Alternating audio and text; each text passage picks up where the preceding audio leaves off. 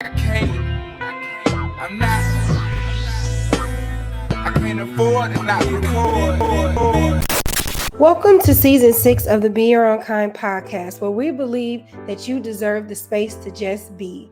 I'm so excited to share another season with you, packed with fresh perspectives, practical tools, and inspiration to enhance your already amazing self. I hope you enjoy the new content just as much as I've loved bringing it to you. Stay inspired and always remember to be your own kind. Hello there, Ann. How are you? I'm great. Thanks, Nita. Thanks for having me. Yes, thanks for being here. I'm so happy about this interview, and we'll finally get to connect. I'm so excited about that. Can you tell the audience just a little bit about yourself? Sure. I call myself an inner explorer, but I'm actually just a regular person. But I have developed some abilities that I have never heard of before, which is why I share my story. So at this point, I can put my awareness inside my body, inside my head, and I can release tension in the connective tissue and in the bones just with my focused awareness. And I have shifted my skull bones, and I've grown 3/4 of an inch in my 50s because I released that burden that I've been carrying around for decades. Okay, let's fast forward to the story. Can you share your story with us? Because I'm very interested. Okay, well, obviously I could not do this at the beginning of the story. I had no idea that it was even possible.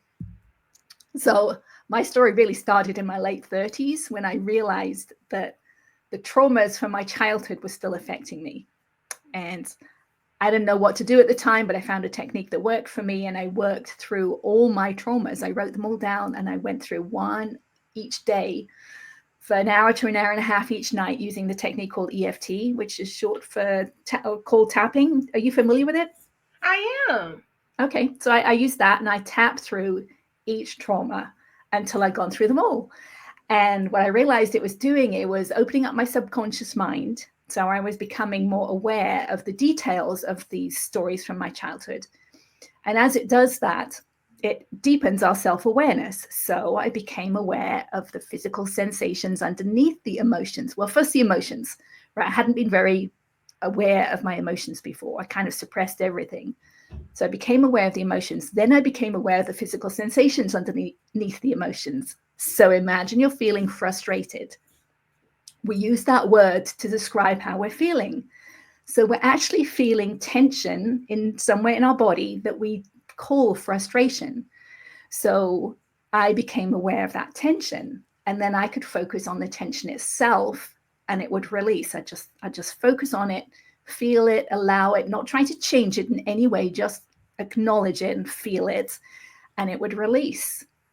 And I did that over and over again. I used collective traumas at that point because I'd done through my own traumas. And at some point during that process, I realized I could keep my awareness inside my body after the tension had released. And so I kept doing all of that.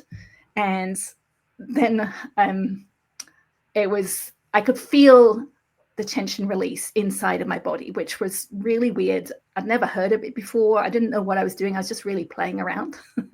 But I kept going, and I eventually got my awareness inside my head, which was massive because there was so much pain and tension inside my left cheek here that I had not been aware of my whole life. I'd been born with my right foot up against my right shin. So my whole body was torqued, twisted. And I think it stemmed from my left cheek. So I hadn't been aware of it, but now I was. So I would work on it a little bit at a time, a little bit over and over and over again. And eventually it got to the place I could actually feel my skull bones relax. And I hadn't known they weren't relaxed before. But when eventually I had some x-rays taken, just orthodontic x-rays, I realized I knew my bones had been shifting. So I looked at my x-rays, which I'd never done before, just kind of ignored them. I actually looked at them, and I could see, compared to 8 years prior, my eye sockets had aligned. My jaw, which had been way off to the side, was much more in the center. And my neck was straighter than it had ever been in my life before. So that's the very short version of my story. And we can go into all those different steps if you're interested. But that's where I am now. I'm still releasing tension in my jaw, deep in the back of my neck, in my atlas and my axis bones. I can feel kind of my skull bones shifting somewhat in my cranium. as they're releasing the tension that's been stored there for decades. And that's what I do now. Wow. First of all, I know that, when we hold trauma and, and tension, it does affect the body, but I never thought about the actual effect that it has on the body. And that sounds like a lot of concentration and very consistent. Like, it seemed like you were very consistent and persistent with it until you start feeling like I can't tell you what you was feeling. Were you starting to feel like lightness in your face or in your shoulders, or you said your cheek? How did you know? Like, how did you feel? Like, what does the shift feel like? Well, I mean, it was years before I got to that point, right, where I could put my awareness inside my head. Years of work. And yes, my ability to focus was kind of honed over those years. I was able to focus. I can focus now like a laser beam, and I just focus for seconds. It's just seconds. And then I actually, because it's in my head, right, so I'm near my ears, which is kind of obvious when you think about it, but I actually hear and feel something release. And it sounds like old fabric ripping. And it's an adhesion in the connective tissue, which is throughout the body. It's all connected. And it's an adhesion releasing. So it's tension that has been stored there for a long time. And it's finally being given the attention that it's wanting. And that's when it releases. Interesting. And for those audience, for those that don't know what tapping is, I'm actually going to ask Ann to expound on it, but I'll give you my 2 cents on it. I actually was introduced to that during, it's an app called the Tapping Solution. So it's like they give you 5, 10, 20 minutes focus on, say for instance, it's for like circumstances. Say for instance, I'm going to say a huge speech or whatever, and I have stage fright, or fear of public speaking. You would touch, I think it's here. I can't remember the other ones, but it's points in your face. That's why I'm like, I didn't know if you do that for long periods of time, it actually like does that, but it's only for like 5, 10, 20-minute increments. It never exceeds or I've never exceeded to an hour. And I used to do it every morning. And it would, they would speak affirmations while you're touching those points or whatever. But I didn't know that I didn't know it had effect like that. So could you give a more educated explanation of tapping? Sure, I will. Yeah, so it's a little bit like acupressure, like Chinese acupressure. Those are the points that we're tapping on. It's always the same points. And yes, there's 9 different points that you continually tap on. And what that's doing is it's kind of interrupting the nervous system. So if you're thinking a thought or a belief that you have, and it works most powerfully on the negative. So when you're doing affirmations, it's not working as powerfully as it would if you're doing the negative of it, right? Because think about it. If you're trying to think like an affirmation like money comes easily to me or something like that, right? Your truth is you're feeling broke or something similar, right? And that's where the power. Start off negative, though. It will start off negative, like feel all you feel, whatever you like it makes you draw in all your fears of public speaking. I'll just stick there. And so then you're feeling uneasy, and then like towards the end, it shifts into now think of it this way. So it starts off uncomfortable with the uncomfortable feelings, and then it ends kind of like affirmation like. Right. Yes. And you can do that. I did not do that. I stuck with the negative because of what I've realized now, because I can see inside my body. I can sense inside my body. I know that it's only the negative that's stuck in there. That's what the tension is. Positive's already there. It's underneath. That's the light underneath the darkness. It's already there. So all I need to find is the tension, the negative. And so I would tap over and over again. I would use my words. So I wouldn't use that is kind of an app where they give you words to use. Mm-hmm. I wouldn't use that because I know it's my words and my thoughts and my beliefs that are stuck inside of me. And what they say doesn't necessarily resonate with what's stuck inside of me. So when I was working through my traumas, like I would talk through something that happened. I found my mother dead on the bathroom floor when I was 19. So that was my big trauma. So I would talk through what happened. Well, I woke up that morning in bed and it was quiet, and she normally had the radio on. So I kind of knew something was wrong, right? And I really needed to pee and I wanted to go to the bathroom. And when I did, I found her there. So I would tap through that whole story with all the emotions that I felt during that event. And then I would go back to the beginning and I would tap through it again. And each time you tap through something, and even if it's like a fear of public speaking, what's the actual fear, right? You find what's underneath that fear, your fear of being humiliated or your fear of being ashamed. Each time you go through it, you're going to find a deeper level. So with my mother's story, I would find more details of the story, maybe some emotions that I'd hidden down underneath, and I would tap through those. And then I'd go back to the beginning and I'd tap through it again. And I would keep going back through the event over and over again until everything had been cleared out. It's like opening a wound and cleaning every little bit of dirt inside of it until it can heal, right? There's nothing left. There's no emotion left in it. It's like a story you're reading from a book. And at that point, it's cleared out and it's not affecting you anymore. So I did that with every single trauma that I could think of, and every negative belief, all the phrases my dad would say, I'll stop crying, or I'll give you something to cry about, right? You should be ashamed of yourself. All those stories from my childhood, I tapped through one each night until I'd gone through them all. And that's when my mind started to become quiet. I'd never had a quiet mind. I couldn't remember ever having a quiet mind before. What is that? I know. People talk about it, right? But I'd never experienced it. And that's when I realized those phrases that I used to say in my mind, that used to spin around in my mind, where I would judge other people or criticize myself, they were my dad's phrases that I had taken on as my own and just replayed them. But I couldn't see that until they were gone. I had to tap through them. And then they just stopped coming up in my mind because I'd released the energy behind them. And that was huge. That was eye-opening. Wow. So when you tap now, because you said you went through all of your trauma, what are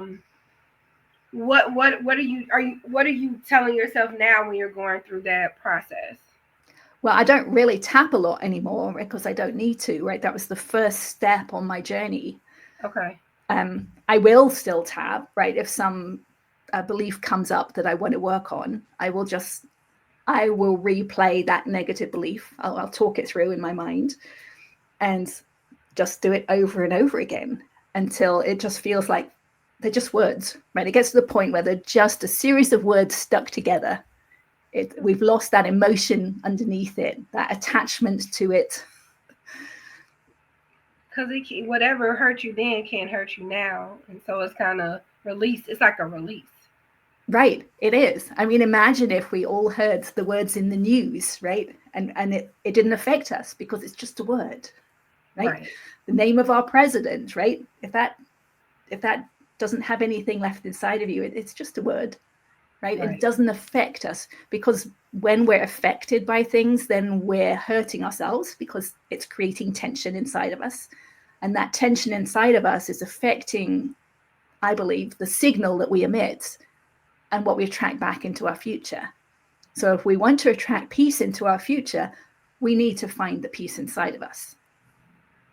So we're talking about the mind, and I know you explained a little bit about the physical feeling of when you're tapping, but can you get into a more detailed explanation of how the emotional tension actually affect you physically?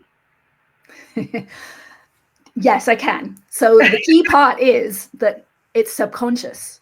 When we start this journey, it is affecting us physically. We just don't know it, right? And you won't know it until you become aware of it, which takes doing this work, right? So I was not aware of this physical tension when I started doing this work. I had to do all those traumas with EFT. I had to work through them all, start opening up my subconscious mind, right, which brings those physical pains and tension to awareness. Then I can work on them. But I couldn't do what I do now right, 20 years ago, I had to go through those years doing the EFT, working through all my traumas, which is more mind work, right? It's more the memories and the thoughts and the beliefs, but they have a physical component. We're just not aware of it. And I watch a lot of cartoons. I literally see you walking down the street and the sun is bouncing with you. Like you have this newfound awareness. You know, your body's feeling better. Your face is not as tense. And I feel like this is really amazing. I didn't know I was doing something that actually could do something like that. It was just on an app. You know how you see an app and you're just like, oh, okay, But I guess my question is like, so maintenance. It seemed like there's no type of maintenance, because if it's gone, it's gone. So if you come across, let's say, someone who used to trigger you in the past, or someone that has hurt you in the past, because you, like you said, if you read something in the paper, it's just words. That person is just a person if you were to come across them. Absolutely. Yes. Yeah. I believe it's what forgiveness is, right? Yeah. It's letting go of what's inside of us, so that when we experience that person again, there's no charge left, right? We're not triggered anymore by those people. So yes, that it's so powerful. And it's so nice to be able to experience those people again and not be triggered. I love that, because they're just people. But there's always this little fine line between forgiveness and forgetting, right? I had this conversation with a friend, and she was like, well, can you truly 100% forgive, because you're never going to forget? Like, I never want to forget what they did, but I want to move past it.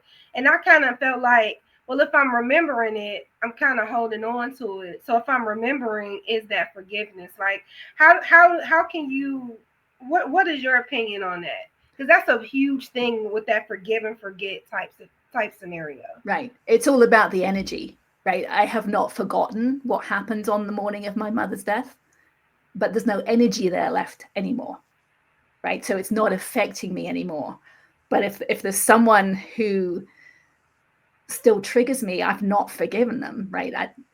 I obviously haven't forgotten them, but if I let go of the energy towards them, then I can see them and I'm not triggered, right? I'm not hurting myself. If we have energy left inside of us around something, we're hurting ourselves still, because there is that physical aspect to it. But once we let go of it, there's no energy left anymore, and we're not hurting ourselves anymore, and it's not affecting our future anymore, right? So do you see the difference? It's that energy. Mm-hmm. It's that, it's like versus saying, well, that I don't like that person, right? Or I hate that person, right? When I say it like that, there's energy in it. And that is tension inside of me, right? I had to hold myself tight to say that. That's hurting me. So that's affecting me now, and it's affecting me in the future. But if I can still not like that person, I can see that person and still not like them. But if there's no energy left in it, it's not hurting me, and it's not hurting my future. And I haven't forgotten it. And it doesn't mean they're a good person. Right? We're not letting them off the hook for what they did. We're just stopping it affecting us. I love that. So it not only changes physical, mental, but it changed behavior and perspective as well. And all those crazy habits that's attached to when you give energy to hurt. Right. Yeah. And one of the fun things I realized along my journey is you're right, it changes perspective. It also changes physical perspective, because the freedom I have in my neck now to move in all sorts of different orientations that I couldn't before. So I have a greater physical perspective as well as the mental perspective, right? They kind of go hand in hand. I love that. All of a sudden, my neck is super tense. I'm like, I want to be free. So you are an author as well of the book, A Pathway to Insight. Can you expound a little bit on the book? Sure. It was its birthday yesterday, which was kind of fun. 4 years old. Yes. I wrote the book when I became aware inside my body, inside my head, because I didn't want to forget the steps that I had gone through on the way. And there were kind of some weird things that happened along the way too. And I wanted to write them down because I wanted other people to do this, because I know the inner peace it creates, right? Jesus talked about peace beyond understanding. I'm not there yet because I'm still aware of some major tension inside. But I believe that is an end goal that is possible to reach. And doing this work, you can find it. You become aware of the tension that's still there. So I wanted to explain it all before I moved well beyond that, and I would forget all those steps. So I talk about EFT in there. I talk about feeling your feelings. I talk about what it's like to put your awareness inside your body, kind of how to do that and what it feels like. And I talk about my theory about the law of attraction, because I believe all of this kind of relates to the law of attraction too. How so? Because I think we're a signal.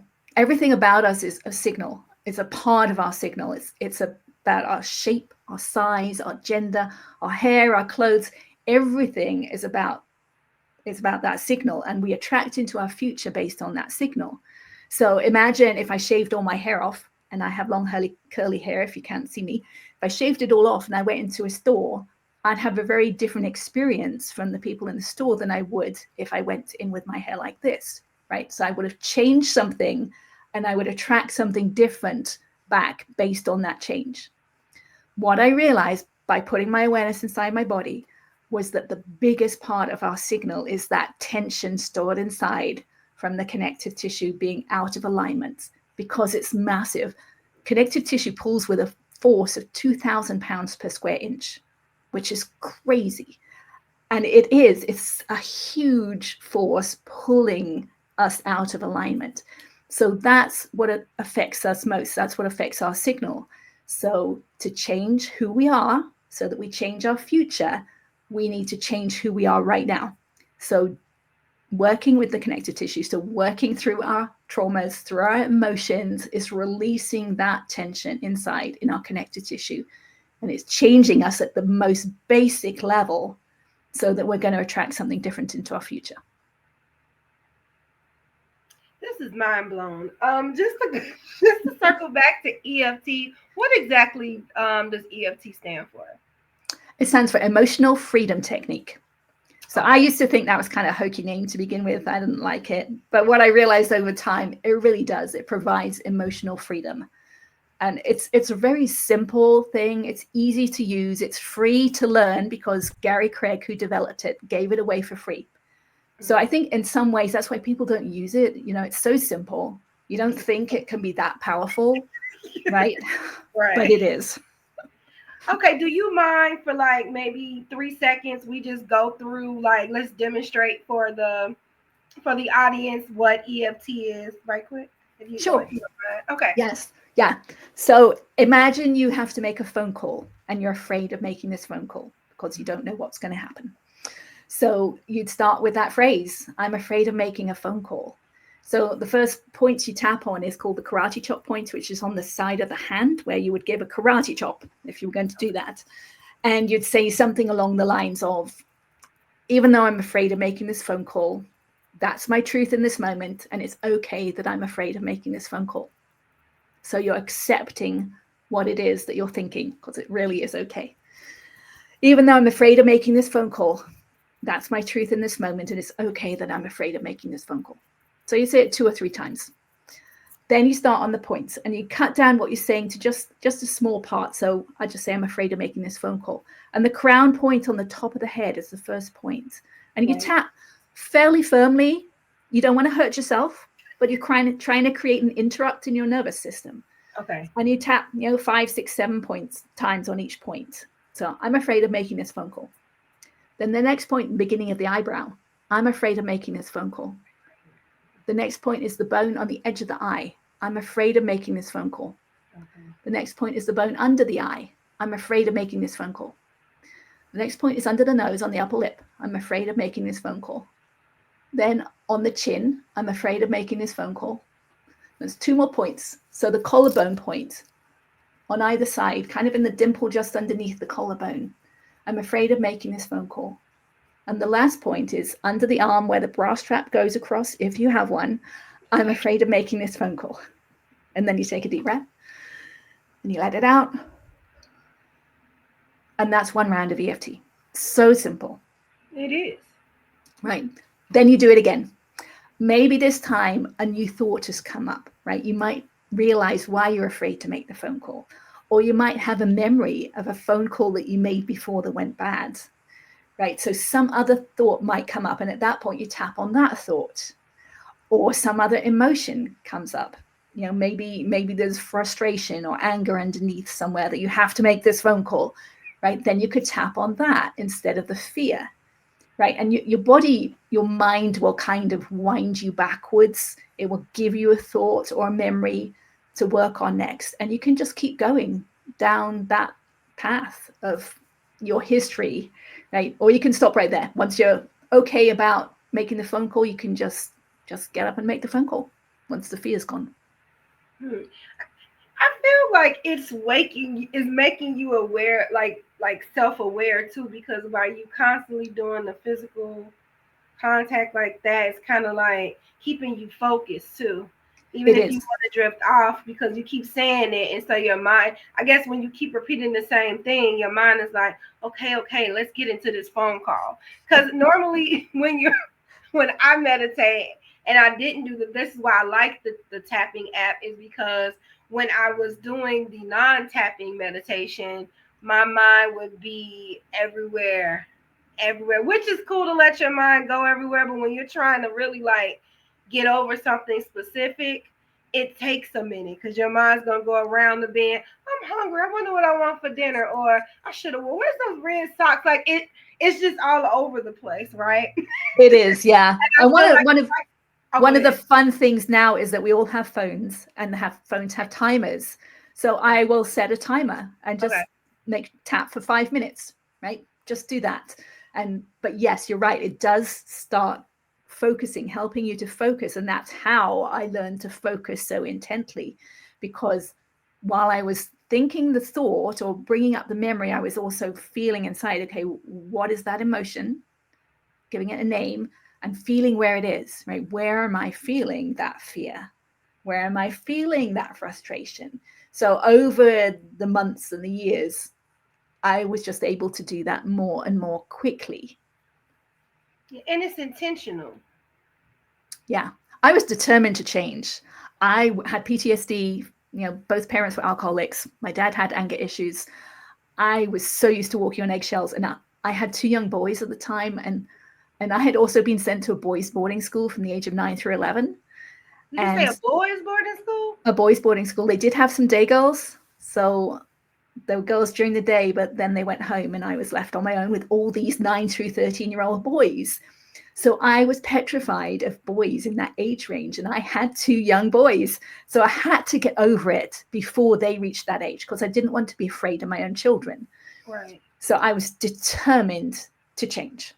So that's why I took it on and did it so much.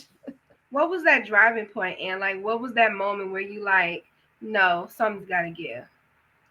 Well, it was something unrelated, actually. It was 2 other women at my boys' school who had told me that I had done something wrong, and I could not stop my mind spinning for 3 days. It just went over and over everything, like what they'd said, what I'd said, what I could have said differently, what they could have done differently, every single permutation over and over and over. It's like, that was what made me realize. It was at the end of that, actually, I realized it felt a little bit like how I would react when my dad would tell me I'd done something wrong. So that was the first little opening for me that, oh, maybe my childhood is still affecting me. I hadn't realized how much it was affecting me. That was just a little opening for me to poke into. So that's what really changed me, or it made me decide that I had to do something. And it gave me somewhere to go, right? Before that, I didn't know how to change. But once I realized, though, it was my childhood, and then I found the technique, that's when I started that journey. I love that. And this is a good segue, because I know you wanted to talk about inner peace. And first of all, I like people to, even though it's a simple 2 words, it's a heavy thing, right? Well, a light thing, because it's inner peace, but it's a powerful meaning. And so how do you define inner peace? Well, it comes in all those different layers, right? It comes in the emotions, right? Not being triggered by people. And it comes in the physical aspect of not having that tension inside of you. And it's hard to put into words how life-changing it is to experience it when you've never experienced it before, because the lightness, you're right, there is lightness, right? It's a burden that's been released. And so you actually feel light, you feel, it's easier to laugh. It's much easier to laugh. You can laugh at all sorts of things where I would not have laughed in the past, right? Because I was tense, I was highly strung. So now it's just so easy to laugh, and that tension is not there. It actually used to be hard to speak. You talked about fear of public speaking for me earlier on. And for me, my dad used to tease my voice when I was a child. So I stopped speaking. He was also always right. So there was no point voicing my opinion because I was always wrong and he was always right. So I actually stopped talking, right? It was easier just not to talk. But in that, my jaw actually tensed up as well. So I could see myself when I would see a video of myself, I could see that it was uncomfortable for my jaw to talk. So I've released so much tension now, it's actually much easier to talk. And because our head and our skull is our echo chamber for our voice, and I have released so much tension in my skull, I can actually sing different notes. I could sing notes that I could not sing in the past, which is really fun. Let me find out. I'm gonna become an R&B singer. So what is some advice that you can give someone that's looking for this mental, emotional, and physical equilibrium? Like, how can they get a taste? Getting a taste is tricky, but I do have a first step. The first step is always noticing how you're feeling during the day. So that was my first step. I would ask myself during the day, how am I feeling right now? And then I would ask myself, once I knew EFT, I would ask myself, do I want to feel this way again? Because I realized that we replay emotions and feelings over and over again until we've let them go. So if I'm feeling some emotion I do not like, then I would tap and I would bring myself back to peace. And then the next time a similar thing happened, I wouldn't feel as intensely emotional, right? The emotion would have subsided somewhat. Then I would do it again. And eventually the same thing would happen and I wouldn't be triggered anymore at all. But the first step is noticing during the day when you're feeling emotional. Because unless you can do that, right? Unless you can say, okay, look at me, I'm starting to get frustrated. Unless you can do that, you can't do anything about it. So that's the first step, just paying attention to yourself during the day and noticing what's happening. The thing about this EFT, which is tricky to me, is the feelings and the emotions that we spend our life suppressing. This makes us feel those things. This makes us feel that pain and whatever's attached to it. And so that's the fine print seem like as you're speaking about EFT. Like I don't want to think about the time this happened to me in the past. I don't want to. I want to just stuff all of this down here. And as we know, it causes your body, your mind. It just messes you all up. Where you can't experience life fully. And I feel like just even taking the step to do EFT is very courageous because now you are making yourself feel the things. Right. I totally agree. It's so easy for me to say from where I am because I've gone through it all, right? I'm on the other side. But what I realized partway through is that those emotions and those memories, they're just energy that's stuck inside of us, right? We feel like we're so connected to it, right? That it's part of who we are, but it's just energy. It's energy that's stuck inside. It wants to be felt. It wants to be released. And there is freedom on the other side. Right? It's just energy. That's all it is. So we can look at that energy, we can feel that energy and just realize, okay, it's just energy. It's stored in our body. It's stored in different places in the connective tissue in our body. It just wants to be felt. It wants to have the attention given to it that we never gave to it at the time. And once we give it that attention, it will leave and it will be gone and it won't come back again. And I almost want to put myself up to a challenge and start it, I guess, doing it your way versus an app, and then reach out to you a year later and we talk about this again, because it's not too good to be true, because I'm seeing the lightness in your face. So it doesn't seem like this is just you're selling a pipe dream. Like, you look very peaceful, you look very joyful, and you look self-affirmed. Thank You know, you. of course, Yeah. and for somebody listening to this that's just kind of like, I ain't never gonna get there. Good for her, you know what I'm saying? But you never know until you try it and see if it works out for you. Because once again, the journey is not one size fit all. But why not try something if you know that it could potentially have a positive effect on you And on everyone else, right? Because right? the other part of it, right? I had How you make others feel, right? I had 2 young kids, and Right. life at home was not great, right? I was very triggered by them, and they would be triggered by me, and it was like it wasn't pleasant. But when I changed, because I had changed, the family situation changed, right? Everything was much calmer, much more peaceful. So it's not just for us, it's for other people too. That's true, because if we're all over the place, we're setting the tone, and then once again, energy transfers. So if you're somewhere, it's going to transfer to the next person. It's going to transfer to the next person. You know, they teach us that in school. If you smile at somebody, then another person smile. But it's another effect too. If you curse me out in the beginning of the day, now I'm looking like this, and the next person looking like this. You know, so I do believe in energy. I really am a true believer of that. I don't even know where where we're at. Oh, okay. So BYOK, we have a signature question. And that question is, if you could describe yourself in one word, what is it and why?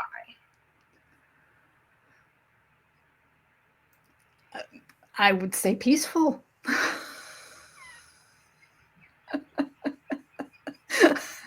Because of the work I've done. But I can only say that because I'm comparing myself to who I was before, right? I can't compare myself to other people. I can only compare myself to my previous self. And when I look back 20 years, I am very different from who I was back then. And it's nice. Job well done, Anne, for doing the work. Thank you. I was determined.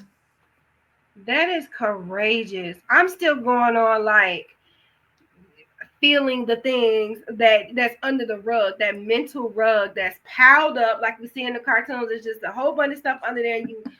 You just say, forget it, I'm just gonna lift it up, and you just like now hang on, there's a key point right here. Right, so if that's what you're feeling, that's what you work on, right? So the first thing I would work on is, I'm afraid of opening up Pandora's box, right? I'm afraid of looking inside. That's the first layer. And it's not always easy to find that, right? A lot of us will just keep the carpet. We just won't bother doing anything because it's so overwhelming to consider. Right. But that's when we work on the overwhelm. It's overwhelming to consider doing all that. And that's when we tap on that and release that feeling of overwhelm. And then it becomes easier to pick out one trauma maybe and work on one thing at a time, right? So that's, it gets easier to realize that that's what's happening as time goes by and we have more experience doing it. But we always ask ourselves, what are we feeling right now? Right? So I'm not looking at a trauma right now, right? All these traumas that are in my past, I'm not looking at them, but what I am feeling is overwhelm or fear of looking at those. And that's what I work on first. I love that. If somebody wants to contact you and get more information about EFT, just want to learn more about you, how would they reach out to you? Well, I do have several videos on my YouTube channel about EFT. So if you want to learn how to do it the way I do it, you could look on my YouTube channel, which is just my name, Anne Hince. I'm very active on Facebook. I post something every day, at least I have this year. Hopefully it will continue. So you can look for me there. I also have my website, which is annehince.com, and you can contact me there. I am putting on a retreat next year on July the 4th weekend next year, which is for women who've lost their mother or father. And we're going to go through the techniques. We're going to go through the tapping on on the mother's passing, and on the memories with the mother, and on the fears of the future without the mother. So all these techniques, but on that one specific thing, which is what I did, right? I worked through each, like mother stuff, father stuff, brother stuff. So that's another way as well. I love that. I love that. Is it going to be, where is it going to be located for those? It's going to be in Northern California. Okay. Okay. And that information would be social media and website. Yes. Would it be listed on there? Okay. Yes. Okay. Okay, cool. So if you, hey, you guys want to go through that, make sure you have a newsletter. I do. On my webpage, you can get a PDF download of my EFT summary, like 2-page summary of how to do EFT. And so you can get on my mailing list there. I don't send out much email because I really don't like people sending out email, but I will be announcing I will be putting some retreat information there. Okay, cool. I love that. Well, and is there anything you want to add to the conversation before we head out? One thing I love to tell people is that there is so much more depth to life than we know, right? You become aware at a deeper level. It's not just inside of yourself, but you can see it in other people, right? I can see in other people whether they're breathing deeply or whether they're holding themselves tight. If I can see if they're not breathing deeply, then they might be hiding something from me. So there's always extra depth to life that's available to us once we do this work. So, there's a lot of people who are kind of depressed or aren't sure it's worth living anymore, right? If you're feeling that way, doing this work can open up a whole new world to you that you are just not aware of yet. So it's really worth doing this work. Yeah, it sounds like it. You know what? I think I am going to take that challenge. We're going to see Anne around this time next year if you want to come, if you will take my invitation, because yeah, I'm just actually curious of doing it more than 20 minutes, And I talked with another meditation guru a couple of episodes back this season, and he was saying like those apps are, they're good, but they shouldn't be your sole guide. He was like, it's kind of manufactured and it's not specific to you, and to be careful of those apps. Because I'm an app queen. If I see a cool app, I'm going for it. And so he's like, there's a lot of people that'll meditate for years and still not make ground because they just may not be doing it correctly, and or whatever the case, and that you need a guide, like you need a solid guide when you're trying to, navigate in that manner. Yeah, or use your own words and use your own like history. Your own guide. Yeah, so